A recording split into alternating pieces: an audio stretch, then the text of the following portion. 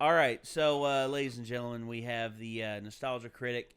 This is actually a fresh one that he just did. This is a new editorial. This is called "Is This the Best Joker Death?"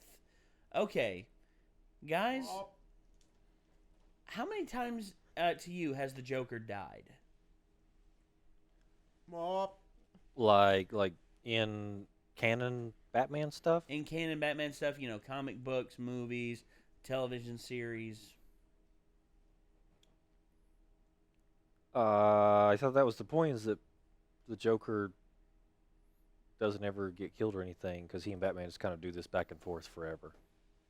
Well, Most of the time. there have been like book-ended ones, like for instance in film versions, Jack Nicholson's Joker. Oh well, yeah, I guess he kind Also, there've been several versions where he's died and like it's been like a ruse and he comes back from the dead. He cuts his own face off at one point. of. Right. Yeah, but he didn't die though. He They didn't thought die, he died. but there have been stories where he has died and stayed dead. Case in point, also the Injustice video game where he got his guts ripped out by friggin' Superman. Well, yeah, but that wasn't really canon, was it? In terms of those games, yes. Well, yeah, in terms of those games. But, In terms of those games, yeah, and it actually happened in the comic books too. well, the Injustice comic. Yeah. But it's not like Justice was like partnered with another company. It wasn't like he didn't die in like the New 52 or anything, or any of like the right. Well, No, the couch isn't white. Okay. What? Mop. Ben is still He's still deaf. suffering the side effects of the all right he's off that being funny. that. No, I'm really not. Anyway. All right. So I was the waiting to Joker- get a word in edgewise so I could make the joke. You guys Like, I really don't know of anything Is where the this what it's Joker's like to be died permanently. That's like the mainstream storylines. Well, Anyway. all Well, right. I guess Frank Miller, like his neck got broken in that one, The Dark Knight Returns. That's true. That's the only one I can like yeah, recall. it was partially broken. Then he finished the job. Anyway. So yeah, this is okay. This is a video that anytime Doug Walker talks about Batman, it's always an interesting video. He's really passionate about it. Oh yeah, So- absolutely. So what we're gonna do here is we're gonna put this on the screen like so, and we are going to watch this and see what Mr. Doug Walker, the Nostalgia Critic, has to say about is this the best Joker death. So here we go.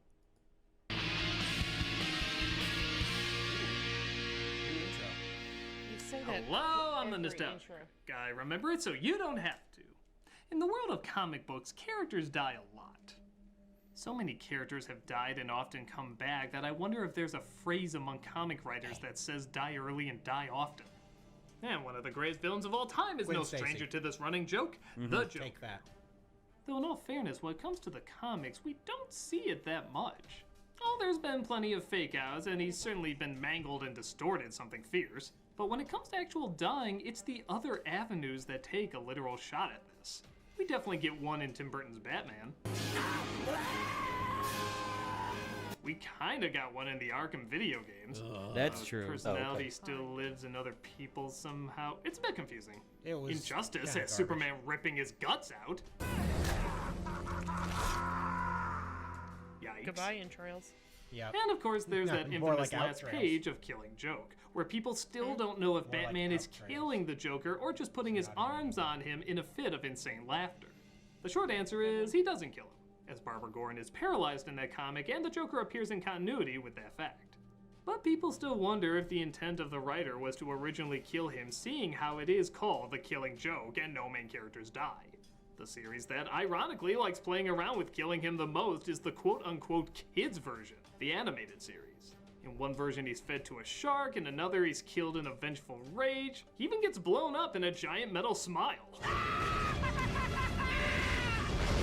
Yeah.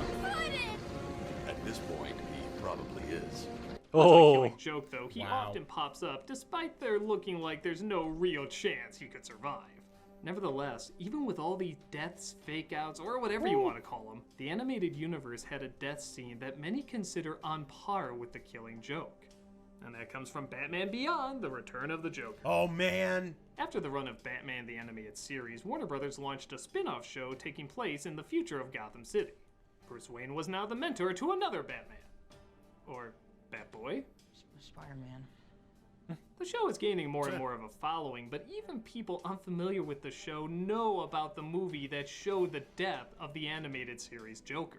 Not a spin-off movie or different animated universe, the animated series many of us grew up with. Yeah. The one that contained what many people consider the best Batman and the best Joker. Correct. Don't believe me that a lot of people are familiar with this death? Well, just take a look at the YouTube hits. Part 1 starts off strong, but starts to lose viewers, as most split-up videos do. But there is a huge spike in Part 6, which has, you guessed it, the death of the Joker. This is so well done that in many people's opinion, it's among the best Batman lore. This part is so good, I could actually talk about it scene by scene. So here we go. Oh, there we go. Yep, Yeah. I'm gonna go over why this mere 10 minutes is arguably one of the best Batman stories ever told. Because hey, great storytelling, even if it's only 10 minutes long, deserves to be analyzed. Has everyone It begins seen with this? Commissioner Barbara Gordon, yeah, aka Return of the Batgirl, Joker? telling the tale of the night when Robin, Tim Drake then, was abducted by Joker and Harley. A bird in the hand. First of all, this reveal is more brilliant than you may think. You see, the show went through a redesign and all the characters were given a bit of a makeover. Oh, yeah. While most of them were pretty good, a lot of people had issues with the way too simplified and colorless Joker. This Yeah. reveal makes you think it's going to be that version, only to reveal it's much closer to the original design. In fact, it's almost a perfect fusion of the two. Yep. Yeah, that's Creating kind not of only a weird. good fake out, but also a creepy Yeah. image. Tim goes missing for 3 weeks as Batman is unable to find him. That amount of time added to the mystery of what's happening beautifully raises the tension. Joker finally sends Batman an invite to meet him at Arkham Asylum. He doesn't even open the door. This again visually demonstrates Batman's stress about losing his adopted son, whom he's And put in Barbara's danger. just like, The Okay. asylum is silent with Sure. a creepy humming in the distance. oh, that's, yeah, You that's immediately terrifying. think this is going to be an eerie, scary battle, especially seeing how the Joker hasn't been visible for 3 weeks. Put in company! But we see it's all part of the Joker's traditional humor, as he acts like him and Harley have been waiting for Batman to join him for dinner. Even the music is more lighthearted. Hello there. Welcome to our happy home. It gives you the impression that maybe this is just another Joker outing and he has Robin over a Shark Tank or something. You know, the usual stuff. But we finally see what he's been up to for 3 weeks. He needed a little molding, of course. What kid doesn't? Say hello, JJ. That look alone is amazing. Ugh. Yeah. Even before you fully see him, you start snickering with fear. Until he's finally revealed.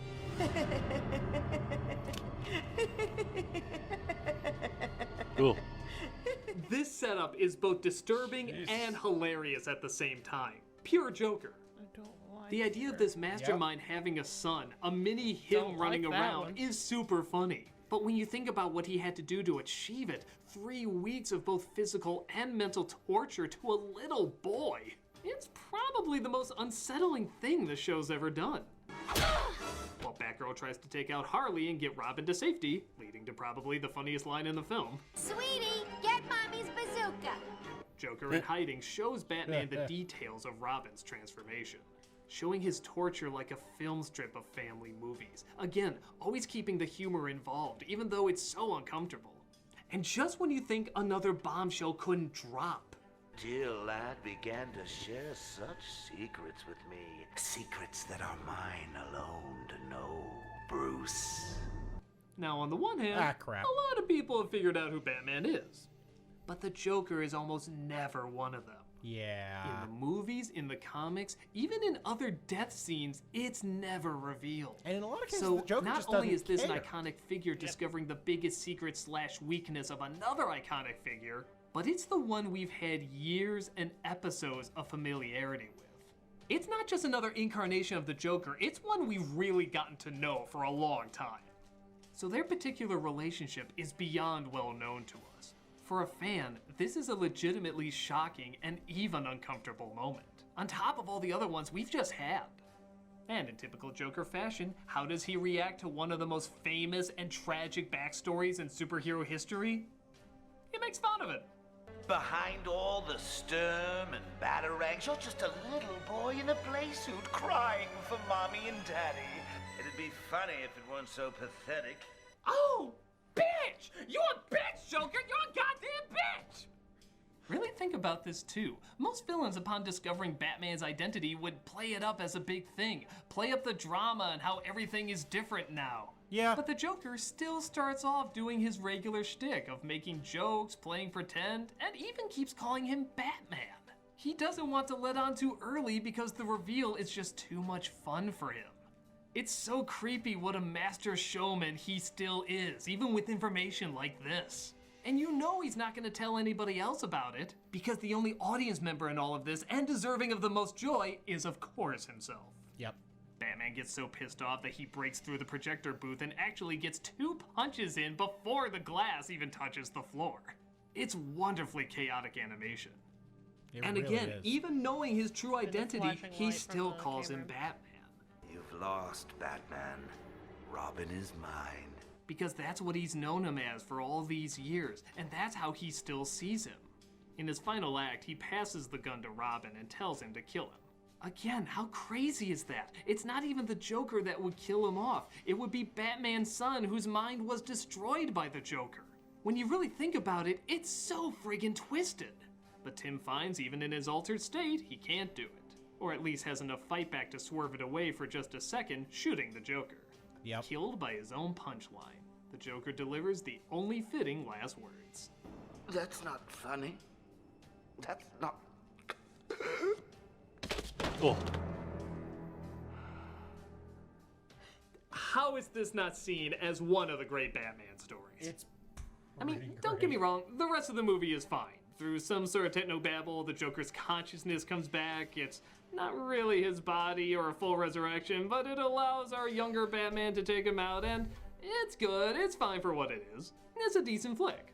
But this 10 minutes, holy hell is it brilliant. It has humor, it has action, it has drama, it has the psychological intrigue, but without talking about it too much, it's a perfect balance of everything. There's even callbacks to other great deaths. You could argue this steals heavily from when the Joker killed Robin in the comics and even when he paralyzes Batgirl. The idea of getting to Batman through someone else. But while those two certainly were shocking, both of them were older and led their own lives. This was a little kid, Batman's son, still in his care. Putting him through weeks of torture, breaking his mind and body, turning him not only mentally insane, but also resembling Batman's arch nemesis. Good God! That's a lot!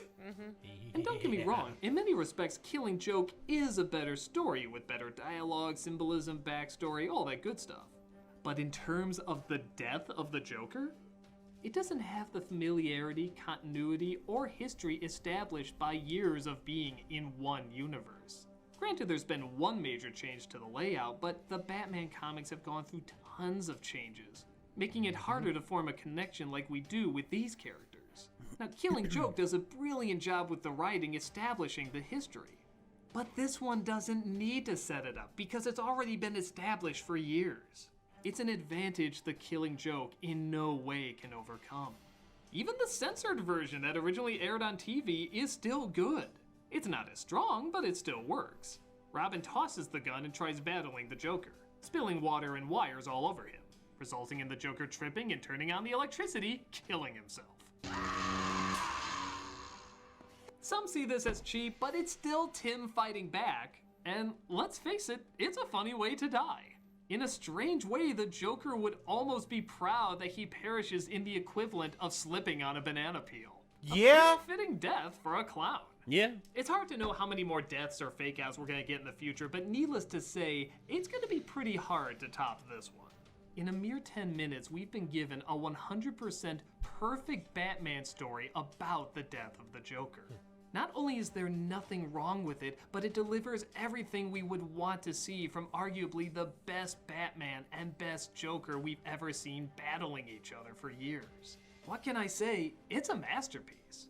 Batman and the Joker will always battle in different incarnations, different outfits, and in different stories. But when it comes to which battle ended in the most fitting, familiar, and entertaining way, Return of the Joker delivers the perfect punchline. That's not funny. I'm a nostalgia critic. I remember it so you don't have to.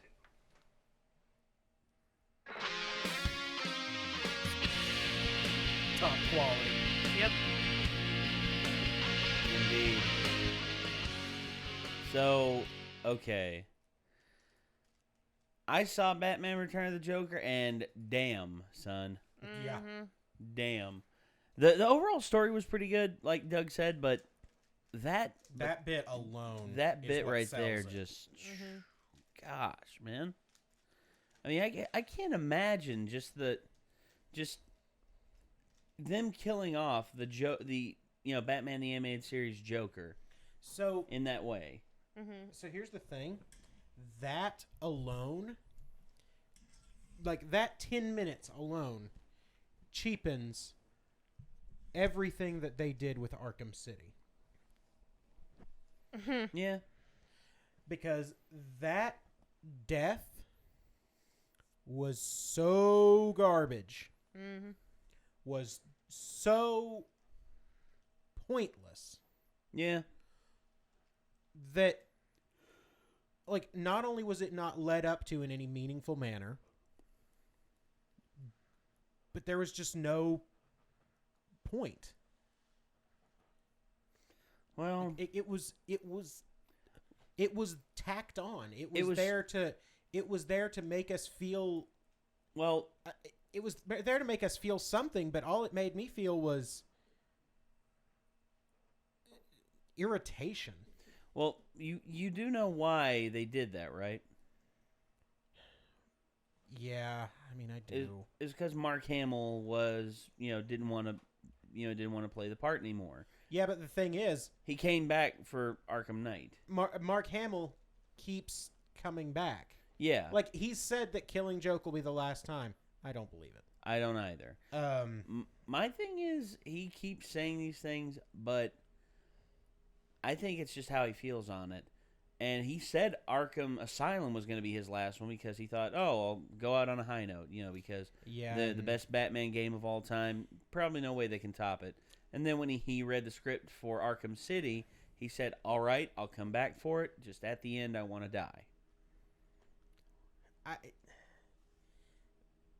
But even then, like, they could have handled it so much better. And then, oh hey, we're gonna make a third one. Oh hey, Mark Hamill's gonna come back. Wait, how do we work in the Joker? Well, okay. He actually had a really good last line in Arkham City. He said, that's actually pretty funny. Yep. Now that was the one where Batman said he still would have saved him. Yeah. Right? Oh, Yes, yeah. and they- He had the cure and everything. Yeah, and he's like, I was still gonna save you. And and as a matter of fact, Joker's the one that ruined his chances of getting cured because he just wanted to do harm to Batman. And he figured Batman wasn't gonna give him the cure. And turns And- out the and- Joker was his own worst enemy in that aspect. Yeah, but it just. I guess another problem was that the way they decided to kill him off was to bring up one of the worst final bosses that I can think of, which was, oh hey, let's just get the Joker all roided up and have him fight Batman. Well, that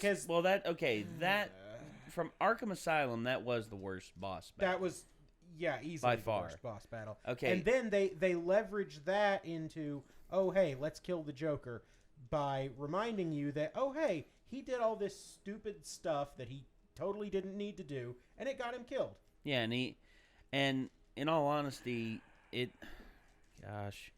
I can't justify that at all. that's fair. That really is fair. I mean, Yeah, and see, 10 minutes right there, better Joker death than what they set up in 2 games. There you go. Yeah. Well, funny thing is, they were both written by Paul Dini. Yeah, I'm really angry about that. Both were written by Paul Because Dini. that makes it even worse, because Paul Dini could do better because he's done better. Yeah.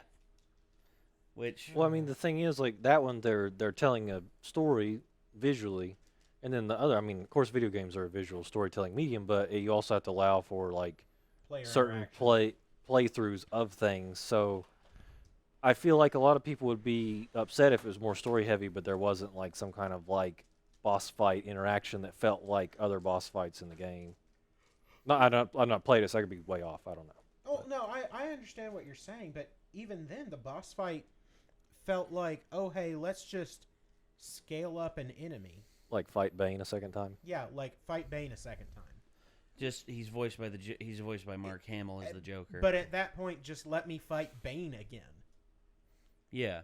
Have Bane come up and be the Joker's henchman and the Joker at the last minute while you're trying to finish off Bane. I just come up behind you. I did hear about the Titan Joker thing, and it was kind of odd because the Joker's not really like a super fist fighty kind of guy. Yeah, he's not a muscle. He's not a guy. get his hands dirty kind of guy. No. Yeah, he's a trickery Yeah. guy. He's a criminal mastermind. Yeah. He wants you to fuck yourself over. Yeah, exactly. And it just doesn't. It didn't make sense, and then it only spiraled out of control. And Yeah. We've heard your gripes on this before. Yeah. Anyway. Oh man. So Anyway. once again, everyone, is this the best Joker death? And I gotta I think say, so. from Yes. everything I've seen, I have to agree. Yep. But this was Doug Walker doing his thing as always. Top tier stuff, Doug. Keep it up. Quality work. Absolutely. Feel free to check out the original video in the description down below. Anyone who's watching and want to see more of the Nostalgia Critic, check out Doug Walker's channel. Channel awesome. And also don't forget to show love on Doug's videos, everything that he does. And also, if you want to see more of us, there are links to our various other endeavors, including our Discord, our Patreon, and our merchandise shirts, if you are interested at There's all. a shirt with my face on it. Exactly. So, once again, thank you all for tuning in. It's late. We're tired. Yep. We're gonna call it a night. go do our thing. And until next time, we will see you later, Internet. Peace out. Bye. Bye.